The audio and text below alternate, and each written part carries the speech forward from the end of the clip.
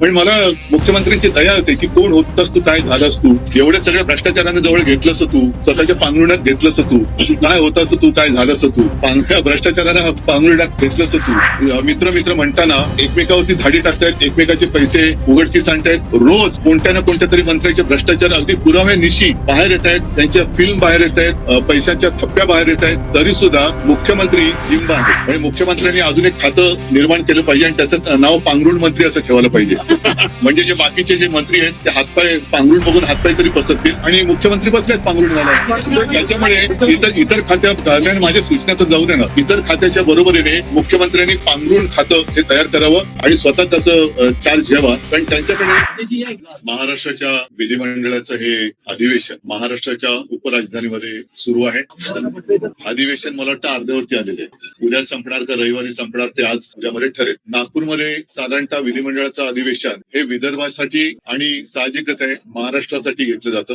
सोमवारपासून हे अधिवेशन सुरू झालं. आजपर्यंत म्हणजे आज गुरुवार आणि अधिवेशन तसं म्हटलं तुम्ही म्हटलं जे सांगितलं की मध्यवर्ती आले. विदर्भासाठी या अधिवेशनात नेमकं काय दिलं गेलं हा सुद्धा एक विषय नक्कीच या निमित्ताने उपस्थित केला गेला पाहिजे.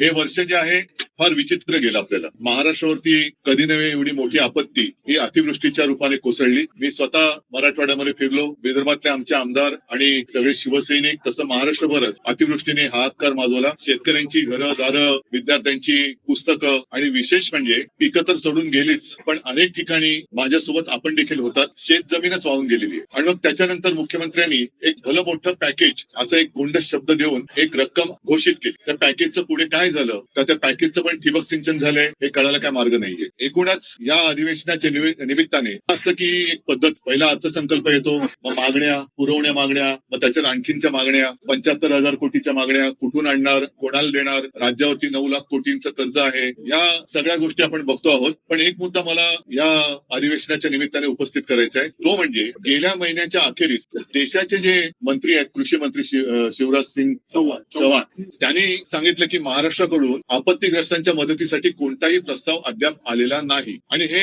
राज्य सरकारचं बिंग त्यांनी फोडल्यानंतर घाईघाईने शेवटच्या आठवड्यात एक प्रस्ताव केंद्राकडे पाठवला असं जाहीर करण्यात आलं. आम्हाला आता जाणून घ्यायचंय की हा नेमका प्रस्ताव काय गेलेला आहे, किती रकमेचा गेलेला आहे, त्यातून कोणाला मदत होणार आहे. राज्य सरकारला मी पण आहेच विधिमंडळामध्ये, आपण भाग पडलं पाहिजे की हा राज्याच्या मदतीसाठी जर का आपण प्रस्ताव मागितला पाठवला असेल तर तो पटलावरती ठेवला गेला पाहिजे. राज्यातल्या जनतेचा, शेतकऱ्यांचा हा अधिकार आहे की मायबाप केंद्र सरकार आमच्यावरती दया दाखवणार आहे की नाही, आणि ते दया दाखवण्याच्या आधी राज्य सरकार हे नेमकं कसं तिथून मदत आणणार आहे. कारण डबल इंजिन सरकार आहे, त्याच्यामुळे 2 इंजिनचं सरकार एका इंजिनकडनं दुसऱ्या इंजिनाकडे, दुसऱ्या इंजिनाकडून परत पहिल्या इंजिनाकडे अशी नुसती ढकलपंची करणार आहे का खरोखर ही मदत पाठवणार आहे. आणि ती मदत तुमचं केवायसी बीवायसी सगळं करणार. आता या सगळ्या मदती त्या खातं जमा करण्यामध्ये अडकलेल्या आहेत. म्हणजे पीक विम्याची सुद्धा तुम्हाला कल्पना आहे की ती जी काय मदत व्हायला पाहिजे ती मदत करण्याचे ते जे ट्रिगर तेच काढून घेतले गेले. त्याच्यामुळे मदतीची थट्टा झालेली आहे. 1 रुपयाचा पीक विमा, 6 रुपयाचा पीक विमा, 21 रुपये असे चेक आलेले आहेत. मग हे जे शेतकऱ्याची थट्टा करणाऱ्या कंपन्या आहेत त्याच्यावरती सरकार कारवाई करणार आहे का, आणि असे अनेक प्रश्न आहेत. या प्रश्नाच्या निमित्ताने हे अधिवेशन जे सुरू आहे त्याच्यामध्ये सरकारकडनं जनतेला उत्तरे मिळाली पाहिजेत. कारण प्रश्न विचारले जातात, व्यथा मांडल्या जातात, राज्याच्या किंवा जनतेची गाऱ्हाणी इकडे मांडली जातात, पण नुसती वेळ मारून नेली जाते. हा आतापर्यंतचा अनुभव आहे. त्याच्यामुळे या अधिवेशनात याच्यावरती काय उत्तर मिळते आणि कार्यवाही दोन्ही काय होणार आहे त्याच्याकडे सगळ्यांचं लक्ष आहे. आणखीन अनेक विषय आहेत, पण पहिलं आपण जर काही प्रश्न असतील तर विचार, मी त्याच्यावरती बोलतो.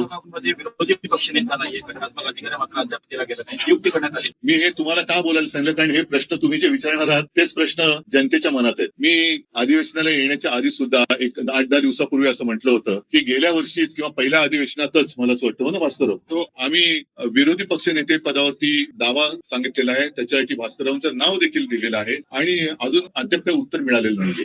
त्याच्याबद्दल तो खरंच नियम आहे की नाही हे सुद्धा कागदावरती कळू शकेल. पण नियम असला काय आणि नसला काय, जर नियम असला तरी आणि नसला तरी उपमुख्यमंत्री पद हे संविधानिक नसलेलं पद हे एक नव्हे तर 2-2 जे सरकार निर्माण करू शकतं ते विरोधी पक्षनेते पद द्यायला घाबरतंय का, हा एक मोठा विषय. म्हणजे कोणाला तुम्ही घाबरताय? एवढं सगळं मजबूत सरकार आहे, किती 200च्या वरती जागा निवडून आलेल्या आहेत, केंद्र सरकारचा मोठा आशीर्वाद तुमच्यावरती आहे. एवढं असल्यानंतर विरोधी पक्षनेते पदाला तुम्ही घाबरताय का? आणि जर विरोधी पक्षनेते पदासाठी नियम लावणार असाल तर उपमुख्यमंत्री ही असंविधानिक पदं ही रद्द केली गेली पाहिजेत. ते सुद्धा जी काय त्यांच्याकडे खाती असतील त्या खात्याप्रमाणेच ते मंत्री ओळखले गेले पाहिजेत. कारण भाजपच्याच लोकांनी सांगितले की नंबर 1 लाच महत्व महत्व असतं, 2 आणि 3ला काही महत्व नसतं. त्याच्यामुळे ते बिन नंबराचे जे मंत्री आहेत त्यांचं काय महत्व नाही. विधानसभा अध्यक्षांची आहेत, विरोधी पक्षनेता नियुक्त हे एकमेकांवर ढकलण्याचा प्रयत्न नेहमी होतो. कारण तर मग अध्यक्षांना नाही भेटण्यापेक्षा हे भेटण्याची काय लोकशाहीतली मांडणी आहे. लोकशाहीतली मांडणी आहे. अध्यक्षांना आणि मुख्यमंत्र्यांना हे कसं सगळं सांगड घातले गेले तुम्हाला माहिती आहे. अध्यक्षांबद्दलची सुद्धा आमची मतं गेल्या टर्म मध्ये आम्ही व्यक्त केलेली आहेत. त्याच्यामुळे ही ढकलपंची करताना मग मुख्यमंत्र्यांनी विचारलं पाहिजे, लोकशाहीचा महत्वाचा घटक आहे, राज्याचे प्रमुख आहेत, की का तुम्ही अजून करत नाही. आम्ही तर पत्र दिलेलं आहे. शेतकऱ्यांच्या आत्महत्येचा प्रश्न घेऊन आहे. गेल्या 6 महिन्यामध्ये जवळपास 780 शेतकऱ्यांनी आत्महत्या केलेली आहे. विदर्भ आणि मराठवाड्यात त्यांचा आकडा अजूनही जास्त आहे. त्याच्याकडे कोणाचं लक्ष आहे. आणि सरकार अख्खच्या अख्खं प्रचारामध्ये गुंतलेलं आहे. हेलिकॉप्टर सुटतायत, बॅगा भरभरून आनंदाचा सीधा जातोय. या सगळ्या प्रचारात म्हणजे आता सुद्धा अधिवेशन आटपून ताबडतोब प्रचाराला लागतील. अधिवेशन संपल्यानंतर लगोलग दुसऱ्या निवडणुकीची आचारसंहिता लागेल. म्हणजे निवडणुका मागून निवडणुका हा सगळा खेळ. आणि गेल्या वेळेची ही आता जी निवडणूक आहे अजून त्याचा निकाल लागायचा आहे. मला नाही वाटत अशी निवडणूक यापूर्वी महाराष्ट्र राज्याने अनुभवली होती. पूर्वी आपण इतर राज्यांच्या निवडणुकांची उदाहरणं द्यायचो की बघा तिकडे कशी गुंडागर्दी सुरू आहे, कसे बंदुका काढल्या जात आहेत, बूथ कॅप्चरिंग कसं केलं जातंय, पैशाचं वाटप कसं केलं जातोय. हे सगळं आपल्या महाराष्ट्रामध्ये ज्यांची उदाहरणं देत होतो त्या राज्यात आता आपल्या महाराष्ट्राचं उदाहरण दिलं जात असेल की बघा तिकडे कशी बेबंदीशाही सुरू आहे. म्हणजे कोणाचं पायपोस कोणात राहिलेलं नाहीये. मित्र म्हणताना एकमेकावरती धाडी टाकतायत, एकमेकाचे पैसे उघडकीस आणतायत. रोज कोणत्या ना कोणत्या तरी मंत्र्याचे भ्रष्टाचार अगदी पुराव्यानिशी बाहेर येत आहेत, त्यांच्या फिल्म बाहेर येत आहेत, पैशाच्या थप्प्या बाहेर येत आहेत. तरी सुद्धा मुख्यमंत्री हिंब आहेत. म्हणजे मुख्यमंत्र्यांनी अजून एक खातं निर्माण केलं पाहिजे आणि त्याचं नाव पांघरुण मंत्री असं ठेवायला पाहिजे. म्हणजे जे बाकीचे जे मंत्री आहेत ते हातपाय पांघरुण बघून हातपाय तरी पसरतील आणि मुख्यमंत्री बसलेत पांघरुण घालायला. त्याच्यामुळे इतर खात्या माझ्या सूचना तर जाऊ दे ना, इतर खात्याच्या बरोबरीने मुख्यमंत्र्यांनी पांघरुण खातं हे तयार करावं आणि स्वतः त्याचं चार्ज घ्यावा. कारण त्यांच्याकडे म्हणजे मला मुख्यमंत्र्यांची दया होते की कोण होतास तू, काय झालास तू, एवढ्या सगळ्या भ्रष्टाचारानं जवळ घेतलंस तू, स्वतःच्या पांघरुणात घेतलंस तू, काय होतास तू, काय झालंस तू, भ्रष्टाचारानं पांघरुणात घेतलंस तू. तसं म्हणजे ही महाराष्ट्राची संस्कृती नाहीये. जसं ते राज्य विधिमंडळाचं अधिवेशन सुरू आहे तसं संसदेतही अधिवेशन सुरू आहे आणि तिथे भाषणात अमित शहानी आणि तुमच्यावर आणि तुमच्या पक्षावर टीका केलेली आहे. जो न्यायमूर्तींविरोधात महाभियोग चालवला जातो आहे, जो प्रस्ताव विरोधी पक्षाकडून दिला गेलाय, त्यात तुमच्या पक्षाच्या नेत्यांनी काय विषय काय तो जो मदुराईचा प्रश्न आहे, जो गृहमंत्र्यांना आहे, मला वाटतं तो एक जरा एक अमित शहाचं विधान आहे की उद्धवजींच्या पक्षाने आणि उद्धवजींनी या प्रस्तावावर सही करावी. पण काय म्हणून सही करू नये असं त्यांना वाटतं. कोणत्या विषयावर सर नहीं मामला समझ में आ गया, लेकिन वो क्या कहना, अरे भाई कहना क्या चाहते हो,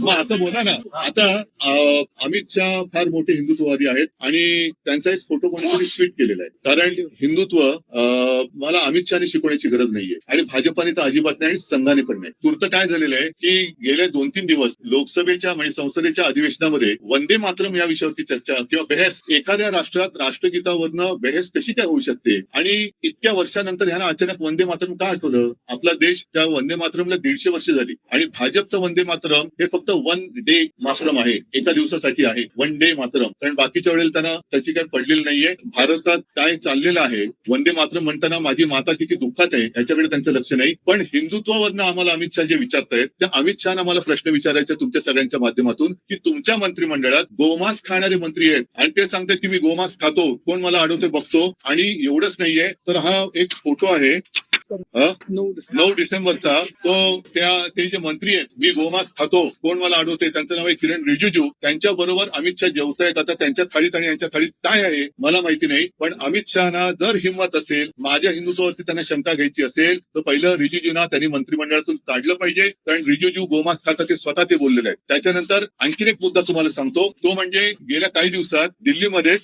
संघाच्या कार्यालयासाठी प्राचीन मंदिर पाडलं. ही एक बातमी जोरात चालली. मी त्याच्यावरती काय भाष्य केलं नव्हतं. पण अमित शहाना मला विचारायचंय की हे मंदिर पाडताना संघाच्या कार्यालयासाठी तुम्ही मंदिर पाडून तिकडे संघाचं कार्यालय उभारताय. आणि त्याच्याही पलीकडे आणखीन सांगतो, ही सुद्धा गेल्या महिन्यातली एक गोष्ट आहे की मी मुख्यमंत्री असताना जणू काय म्हणजे काय संपूर्ण ती जी घटना घडली त्याला जबाबदार सरकारच आहे अशा पद्धतीने आकाश पाताळ एक केले गेले. गेलं होतं तो ते प्रकरण म्हणजे पालघरमध्ये घडलेलं साधू हत्याकांडावरनं त्यांनी काही हे सोडले नाही उद्धव ठाकरेंना आणि आमच्या सरकारला बदनाम करायचे. त्या साधू हत्याकांडातील संबंधित अशा व्यक्तीला भाजपात घेताना तुमचं हिंदुत्व काय मेलं होतं? लाज वाटली पाहिजे अमित शहाना की त्यांनी माझ्या हिंदुत्वावरती शंका व्यक्त करताना त्यांच्या बुडाखाली जे काही हिंदुत्व आहे ते पहिलं बघायचं आणि मग त्यांनी माझ्यावरती आरोप केले पाहिजेत. या न्यायमूर्तींवरती ज्या काही गोष्टी आहेत ती एका केसमुळे नाहीये, त्यांची आतापर्यंतची जी काही वादग्रस्त वाटचाल आहे त्याच्यावरती काही न्यायमूर्तींनी आणि काही माजी न्यायमूर्तींनी सुद्धा आक्षेप घेतलेले आहेत. हा सगळा प्रकार एकत्र केल्यानंतर एका केसवर नाही झालेला नाहीये आणि कधीही कुठल्याही बाबतीत म्हणजे त्या मंदिराच्या आवारात दिवा लावण्यावरून हा जो काही वाद आहे, मंदिराच्या आवारात दिवा लावला गेलाच पाहिजे, तिकडे रोषणाई, तिकडे हिंदू सण साजरे झालेच पाहिजे, उत्सव साजरे झालेच पाहिजे, या मताचा मी आहे, माझी शिवसेना आहे आणि हिंदुत्वावरनं अमित शहानी शिकू नये. कारण परत एकदा सांगतो की वंदे मातरम ही चर्चा त्यांनी मला असं वाटतं की संघाचे कपडे उतरवण्यासाठी घेतली की काय, कारण त्याच्यावरनं बऱ्याच काही गोष्टी आता बाहेर आल्या. अगदी ते ज्यांना देव मानतात त्या श्यामाप्रसाद मुखर्जींचे सुद्धा मुस्लिम लीग बरोबरचे काय साटलोट होतं आणि स्वातंत्र्य चळवळीमध्ये त्यांनी चले जाऊला कसा विरोध केला होता. फजलुल हक बरोबर बंगालच्या सरकारमध्ये त्यांचे देव माझे नाहीत, श्यामाप्रसाद मुखर्जी हे देशप्रेम बाजूला ठेवून कसे सामील झाले होते हे सगळं आता आलेलं आहे. आणि 3 ठिकाणी तिकडे त्यांनी मला वाटतं मुस्लिम लीग बरोबर सरकार स्थापन केले आणि हे यांचे स्थापन करते, हे यांचे सिंध सेंट्रल प्रोव्हिन्स आणि हे यांचे राजकारणातले जन्मदाते आणि ते आम्हाला हिंदुत्व शिकवायचं. त्याच्यामुळे अमित शहानी मला हिंदुत्व शिकायच्या भानगडीत पडू नये. कारण जर का आणखीन काही गोष्टी काढल्या तर बऱ्याच गोष्टी त्यांच्या बाहेर येतील. अगदी जिनांच्या थडग्यावरती कोणी जाऊन डोकं टेकलं होतं पासून बऱ्याच गोष्टी बाहेर येतील. नवाज शरीफचा केक कोणी खाल्ला होता इथपासून बऱ्याच गोष्टी बाहेर येतील. अगदी देशाबरोबर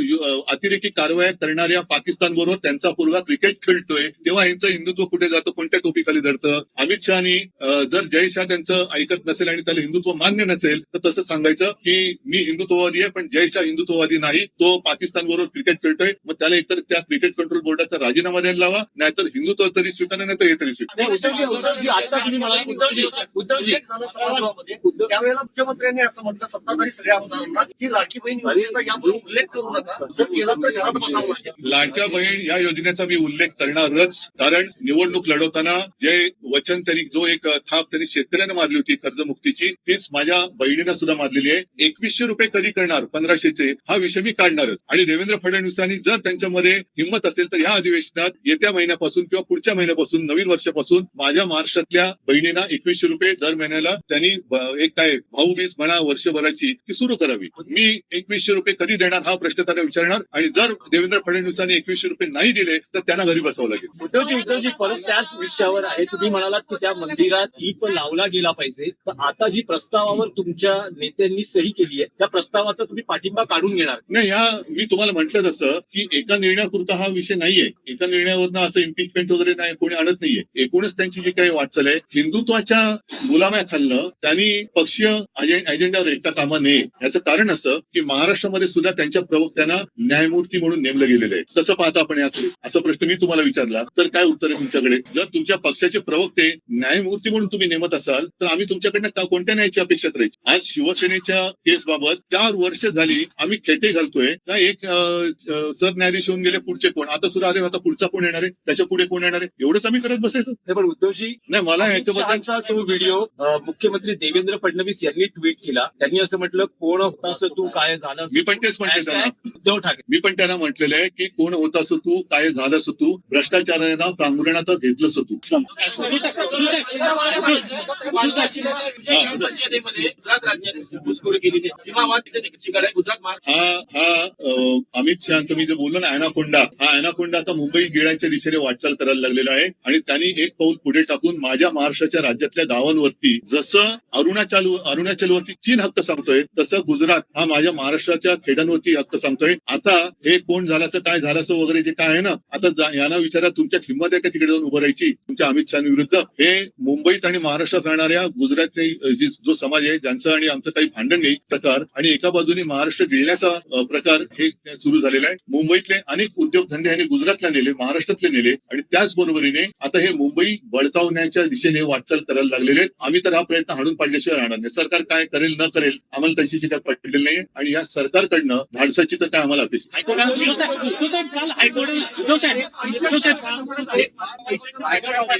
चौकशी होत या पैशांच्या बॅगाच्या सापडते, त्याच्यात जे पैसे सापडते ते बिझनेससाठी असतील, व्यवसायासाठी असतील अशी कारण सत्ताधारी देतात मात्र चौकशी होत नाहीये. अंबादास दानवेंनी 3 व्हिडिओ म्हणूनच मी म्हटलं ना की आणखीन एक खातं निर्माण करावं, पांघरुण खातं. आणि त्याचं कारण हेच क्लीन चिट देत आहेत, हेच क्लीन चिट देत आहेत. स्वतःच आरोप करायचे, स्वतःच क्लीन चिट द्यायचे. म्हणजे साधू हत्याकांडातल्या आरोप ज्यांच्यावरती केले त्यांना पक्षात घेतात. हे यांचं हिंदुत्व.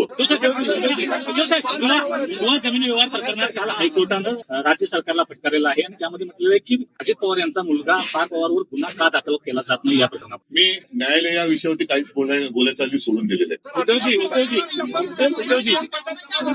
आदिवासीच्या काळात 100 कोटी रुपये सीएम फंडामध्ये जमा झाले होते. मात्र त्या 70-80 लाखच शेतकऱ्यांना देण्यात आले. काय अतिवृष्टीचे हजाराच शेतकऱ्यांना वाटप करण्यात आलं. आदिवासीच्या काळात 100. ठीक आहे, तुम्ही शेतकऱ्यात जाऊन त्यांना म्हणून मी पण येतो, तुम्ही पण या. आणि शेतकरी कोणाला प्रेमाने मिठी मारतो ते शेतकऱ्याला कळू. या अधिवेशनामध्ये कुठल्याही ठिकाणी सोयाबीन आणि कापसाचा भाव शेतकऱ्यांना आहेत देण्यात येत नाही असंही त्यांनी जे बोललेलं नाही आहे एवढ्या मोठ्या मी तोच- अधिवेशन आणि दुसरं महागाई आणि बेरोजगारी भरपूर आहे. ते महागाई सुद्धा वाढत नाही, बेरोजगार आहेतच. तर यावर आपलं काय? याच विषयावरती त्यांना चर्चा टाळायची आणि म्हणून ते वेडेवाकडे आरोप करतायत की जेणेकरून तुमच्या सगळ्यांची म्हणजे आपल्या सगळ्यांची दिशाभूल व्हावी आणि कुठेतरी धार्मिक तेढ निर्माण करायची. म्हणजे तुम्ही फांदत राहा, आम्ही आमचं राज्य करत राहतो. आम्ही आमचं जे काय आहे भ्रष्टाचार सुरू आहे, शांत बसा भ्रष्टाचार सुरू आहे, असं नवीन नाटक ते लिहितील आता. सर एका ठिकाणी सरकार असतं की आम्ही शेतकऱ्यांना कोट्यावधीची मदत करतोय, पण काही अशी लेखी उत्तरामध्ये सरकारने स्वतः उत्तर दिलेले आहेत. अनेक योजनांचे पैसे जे आहेत ते केवायसी मुळे रखडलेले आहेत. मी तोच विषय घेतला ना. म्हणजे आता मधल्या काळात मी वाचलं कुठेतरी की मागे 2017 साली यांनी ज्या अनेक अशी नियमांची जंत्री करून शेतकऱ्याला कर्जमाफी एक उपकारासारखी जाहीर केली होती. त्याच्यात पात्र ठरलेल्या शेतकऱ्यांना लाभ मिळाला नाही, त्याची माहिती मग शेतकऱ्यांची माहिती गोळा करण्याचं हे काम सरकार करते आहे असं मला वाटतं कृषी मंत्री म्हणाले आपले. मला या सगळ्या मंत्र्यांना प्रश्न विचारायचे की तुम्ही स्वतःला शेतकऱ्याची मुलं समजता, मग बापाची चौकशी कशी करू शकता? बापाची चौकशी करता, शेतकऱ्याची मुलं आहात ना. मी याच सभागृहामध्ये शेतकऱ्यांची कर्जमुक्ती करून दाखवली होती आणि ती मी अंमलात आणून दाखवली होती. मी कोणती चौकशी केली नव्हती, कोणत्याही अटीतटीचा सामना शेतकऱ्याला करायला लावला नव्हता आणि मी कोणी न मागता कर्जमुक्ती करून दाखवली होती. ठीक आहे.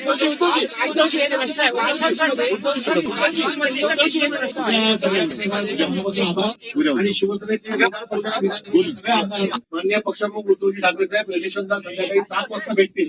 आमदारांना फक्त आमदार आणि पत्रकारासाठी अल्पप्रकारची व्यवस्था केली आहे. ज्यांना आवडेल त्यांनी चहा मी पण पत्रकार आहे.